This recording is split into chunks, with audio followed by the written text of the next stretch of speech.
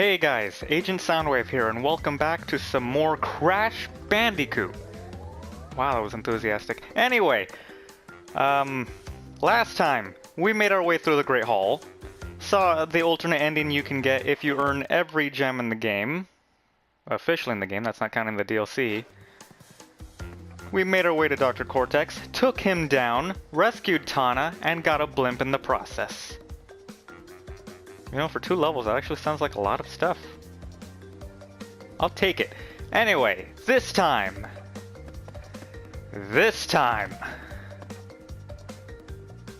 we're taking down Stormy Ascent. Oh boy.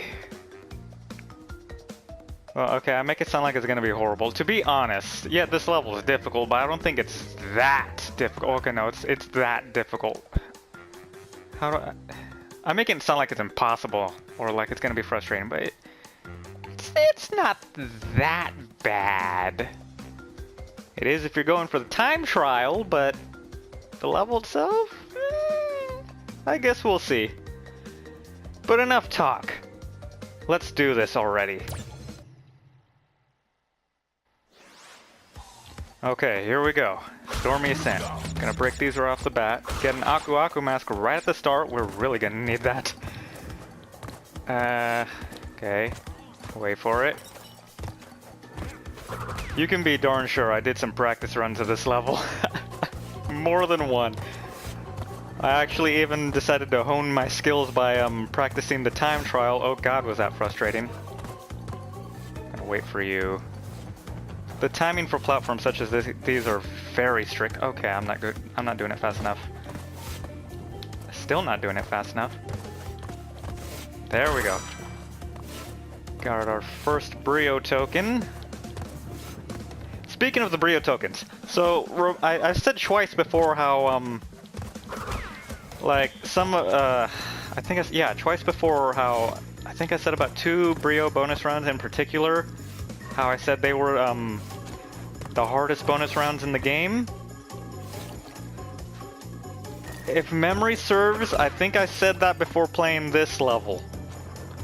Because, oh man, this Brio bonus round, just gonna spin that. This level's Brio bonus round really puts the other 2 to shame. I'm gonna get that TNT crate. So far, so good. Jump, jump, jump.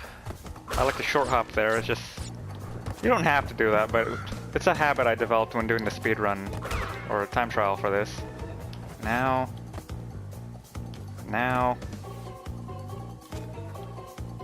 Ick. Ow. You okay, Crash?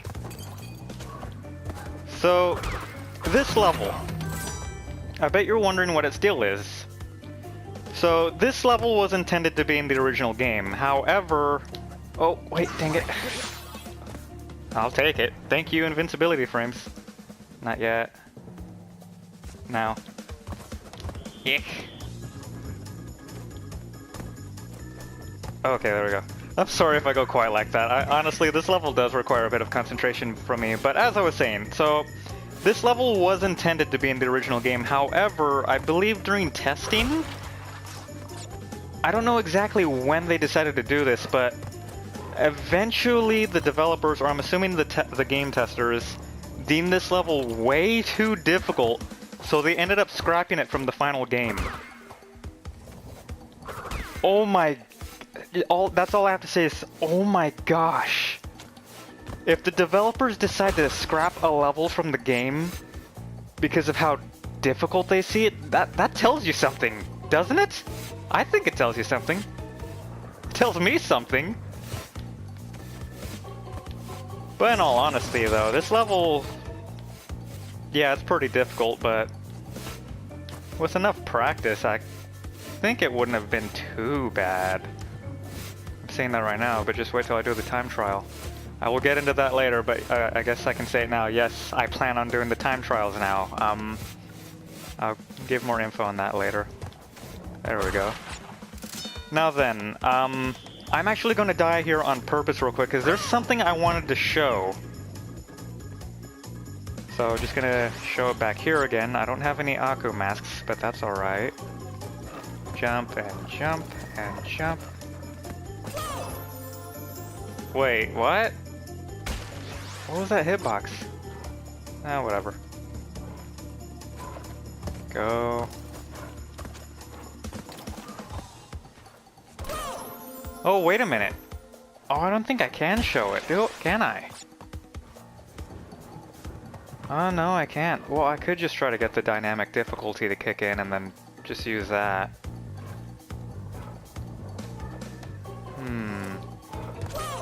Okay, that was... I actually didn't mean to do that, but yeah, I think I will just die several times on purpose, so... I guess I am going under 90 lives. There's something I really want to show, but I need an Aku Aku mask to do it. There we go. Okay. Wait for it. It's something I accidentally discovered when doing the time trial for this level. Wait for it. Hold on. No, you don't have to do that. So, okay, I'm pretty sure it's right here. You don't have to do this when playing the level normally. However, if you're doing a time trial, I think this will really come in handy. So, you jump down here, get hit on that on purpose, and you can skip part of the level entirely. It's a small part, but like for time trials, I think that saves you like a good 10 seconds, and if you ask me, this level's time trial is pretty reasonable, but still, if you're going for like a platinum relic only run, I could see that being something very useful. But that's what I wanted to show. It's close. You actually want to jump over that, but for whatever reason, I like to risk it and hope that I slide in between the staircase and the spike. Do not try that. Try to jump over it by landing on that last staircase right there. Wait for it. Not yet. Hold on. One, 2, 3. Jump. Now the rest of this level is going to be super difficult because I don't have an Aku mask. There we go. Do not underestimate that jump. That jump is not easy. I'm so surprised I got that on my first try. But anywho, Brio bonus round. In my opinion, the hardest one in the game. Not the hardest Brio bonus run in the whole game. The hardest bonus round in the game, period. Here's what you're expected to do. You're expected to jump over to this, wait until the very last second. I missed the timing. I didn't expect to get this on my first try, so that's alright. Let's try this again. Spin that crate, jump onto the TNT crate, wait until the very last second, land on here, spin these, spin that, jump off of this arrow crate, pray to God you land on the TNT crate, spin jump that crate, destroy these two, jump over here, spin this, jump on that, wait for it to go off. Now this is the hard part. This actually had me stumped for a few minutes when I first played this. Jump over here, walk over here. Actually, yeah, destroy that one too. Spin this as fast as you can, jump down because there's a TNT crate that's gonna try to get you. And that's what you're expected to do. I made it look easy, but trust me, it is not. Hi, Brio. Wait, didn't I beat you already? Huh. But that is the Brio bonus round. I might have made that look easy, but trust me, it's not. On to the level, though. So here... Oh, that was close. Jump onto here.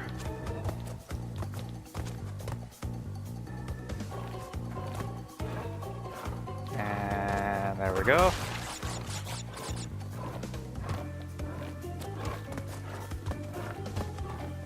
Again, sorry for going quiet. I know I shouldn't do that, but this level here and there does require a bit of concentration. Oh my gosh, I do not know what happened there, but that was so lucky. Okay, now this part. This part's a nightmare on the speedrun. I keep calling it a speedrun, the time trial. Jump and jump and jump. I'm actually gonna reset that. There we go. Reset it again. Dang it. I'll be back. Okay, we're back. Let's try this again. I almost screwed it up right off the bat. That's good to see. Reset it. And there we go. Jump up here.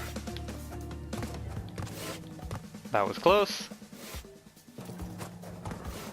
I'm sorry that I'm not really talking much. There's honestly not much left to say, to be entirely honest. I mean, we're already near the end of the level.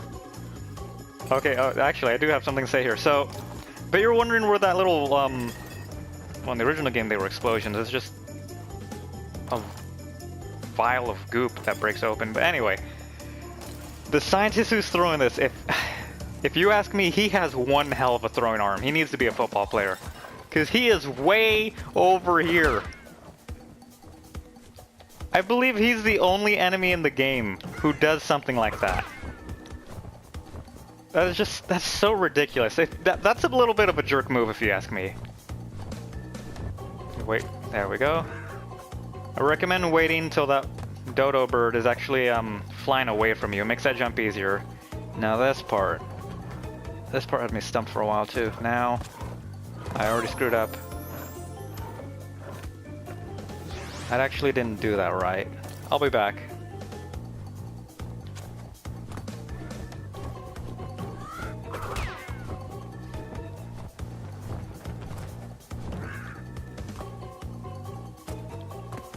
Okay, attempt number 5. There we go. That's what what they want you to do. Sheesh, 5 attempts later. Want to wait for that. Don't jump yet. Now jump, and again, I recommend jumping on these guys when they're as far from you as possible. So, like so, like so, like so, and boom. We done diddly did it! And we're still above 90 lives! Boom! And every crate in the level. And that is Stormy Ascent.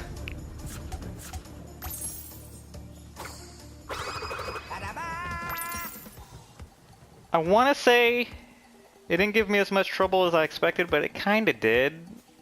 It gave me more trouble than I was expecting, but at the same time, it didn't give me as much trouble as I was expecting. Either way, there were a few parts where I struggled. But that is the level completed. Stormy Ascent defeated.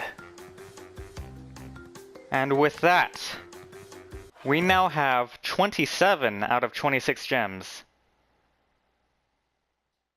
And 102% completion. Man, now we're just going overboard. But with that said, that is literally every gem in the game now, including the DLC. As of right now, Stormy Ascent is the only DLC that has been added to the Insane Trilogy. There might be more added in the future? Maybe? I don't know. Not entirely sure. I actually don't really keep up much with this game, despite how much I love it. Anyway, if there is future DLC levels added, I might do an update video, or maybe just straight up a bonus episode 2 or something. I might not, I don't know. Depends. But as of right now, that is every level and every gem in the game, DLC included. So now all that's left is just to show a few little things here and there, an Easter egg or two, and things that I didn't notice or straight up just did not know during this playthrough that were later brought to my attention. So I am actually going to leave this to future me. Yes, for the first time you're going to hear future me's voice. It's gonna be post-commentary. Heads up, by the way, I guess I could say editing software I use, does SHAREfactory count as editing software? Well, regardless, when it comes to post commentary, SHAREfactory is very weird very weird with it. So future me's microphone quality might sound a little weird. I don't think it'll necessarily sound bad, but it's gonna sound maybe a little weird, maybe a little loud, maybe slightly muffled if I recall correctly. So if you're wondering what's going on there, that's it. But with that said, I'll leave the rest of this to future me. Future me, take it away. Alrighty then. So, we're doing this. Post commentary. It honestly feels kind of weird. I'm not used to this. Anyway, hi. Future Soundwave here. I think this gag is starting to get old already. But in case you're wondering, no, cars do not fly yet. I know, I'm angry about it too. And I'm sure my mic sounds kind of weird too. I guess I'll find out in editing. Future me will probably put on the screen if it does. Yes, there is a second future me. Anyway, so honestly, there actually isn't that much to show off. Really, there's just two really big things that I really wanted to point out. And I guess the first one is in the Great Gate, was it called? Yes, the Great Gate. So, I'm sure you may know, well, if you could play through the level as normal, but once you get to the yellow gem, you can take the yellow gem path, and if you continue through the level as normal, you can jump behind that crate, or that wooden wall thing, and you can skip part of the level, sort of. Well, it was brought to my attention that this is not the only level where you can do that. If you go to the level, what was it called again? Native Fortress. Well, continue through the level as normal until you get to the part with the turtle with the really weird hitbox. And remember when you could jump back behind here? I honestly don't remember if I did this on my playthrough. I don't think I did. Anyway, that's actually not the big thing I wanted to point out. The big one is that the dreaded triple torches of doom. So I don't know how I never noticed this, but apparently you can jump back here and just, well, that's it. You can jump back there. I'm probably the last to know about this, but I have never noticed that. And I'm just like, what?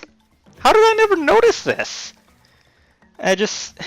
I'm so angry at myself. Well, I'm angry at past me. And all my years of playing this game, and the 2 practice runs I did before starting this Let's Play, I never noticed this. I'm just like, really? I never noticed that? I'm pretty sure that's what you're intended to do, too. So, ignore what I said on the episode, I think it was episode 2 when we got here. Ignore what I said about how to get past there. Just do that. That's so much easier. Just jump back there, wait for the right time, and you're good to go. I also have to give credit to a friend, and rather thank him too, my friend Bomber Fanatic, for pointing that out. He's the one who noticed that, not me. So thank you, Bomber. I never would have noticed that if it were not for you. So yeah, thank you.